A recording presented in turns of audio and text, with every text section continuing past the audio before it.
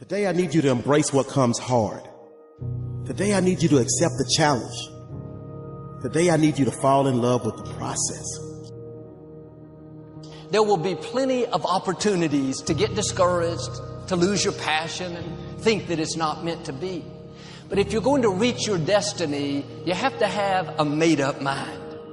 If you give up after the first time or the 5th time or the 30th time, what that really means is you didn't want it bad enough. There should be something you're believing for, that you are relentless. You are not moved by how impossible it looks. You're not discouraged by how long it's taking. You don't give up because people told you no. Your attitude is, if I have to believe my whole life, I'm not going to stop believing. I'm not going to take no for an answer. I'm not going to settle for mediocrity. I'm going to keep pursuing what was in my heart. And ask ourselves, what do I really want? What do I really want? And write it down. Writing causes thinking. Thinking creates an image. And you get these images going, you're building a vision in your mind. It's the visionaries that's changed the world. Think of them. But what keeps that competitive edge, what keeps you on top, is the ability to think and prepare mentally over and over and over again. The body has limitations, the mind does not. We focus so much on what goes on from the neck down that we forget it all starts from here. Everything starts from there. If you're not mentally ready, you're never really physically prepared. And that's where the preparation starts. What would your life be like as you look toward the future if you decided, I'm not going to allow my fears to stop me? And I'm saying to you, whatever you got to do it, because if you don't, life is going to whoop you until you surrender. So when you're young and you make mistakes, don't let them eat you up. Because everybody that done made it, done made them. You got to fail in order to win. Hey, look, man, to understand how to hit the game-winning shot, you got to miss the game-winning shot. You know, you've got to be tough, because the road to success is always under construction. It's never a clear path to success. The people who become successful are the people who have a relentless attitude. And you just got to hang in there through the bad breaks, because the bad breaks is coming. But they usually come right before the big break is about to happen. You get a series of bad breaks and it stumbles up a lot of people.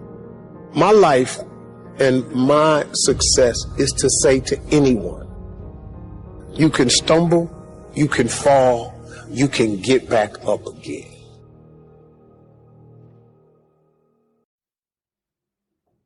No matter what you face,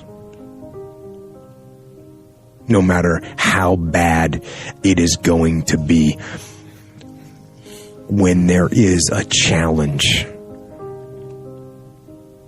and by a challenge I mean anything in life, any challenge, anything that you're facing, the only way to overcome the challenges that you face is to start walking. Take that step every day, no matter what you are facing. Get up and start walking. I have the ability to see the end before the beginning even begins. And what that means is I know that to get to the very end, I can see it right now. So before I went to Buds and I was losing all this weight and shit, I saw myself walking across the stage at 191 pounds. That's where I had to get to get into the door. I saw myself 6 months, a year later, wherever it's going to take me to do it. I saw myself walking across that stage, getting that certificate of graduation from Buds.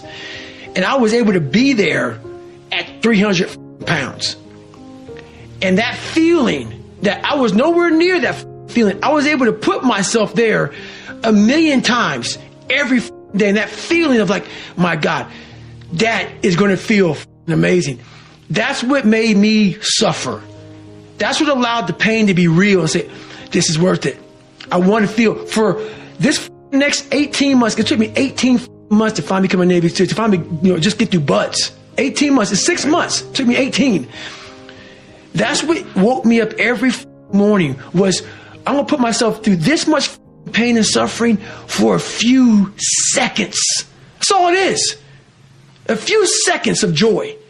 And it's so worth it, man. That's what people don't get. So I'm able to put myself at the finish line, even though I have no finish line, but at the finish line of an event before I even start the to say, how are you going to feel at the end of this? Visualizing is my biggest tool of life. That's why I've been able to put myself in cold water, put myself in a 100-mile race millions of times before I've done it. And I'm able to go through the race and see how I'm going to feel at mile 50. Almost to the exact feeling. Right. So when it comes up, it's no surprise. It's no surprise. I've already done this a million times. I recommended the last time I was here, the little book, Richest Man in Babylon, and I said, I've lectured now to over 3 million people. Guess how many have actually gone and got this little book? Answer, very few. My best guess is 10%. Such an easy thing to do. This little book, number one, is easy to find. Number two, it's easy to buy. The most you can pay for it, $6, $7, $8. You can borrow that from your kids. But if it's easy to find and easy to buy, and if it's easy to read, why wouldn't everybody go get it? We don't know. I don't know. Nobody knows. Here's how profound it is. Some do and some don't. Now here's the numbers. About 10% do.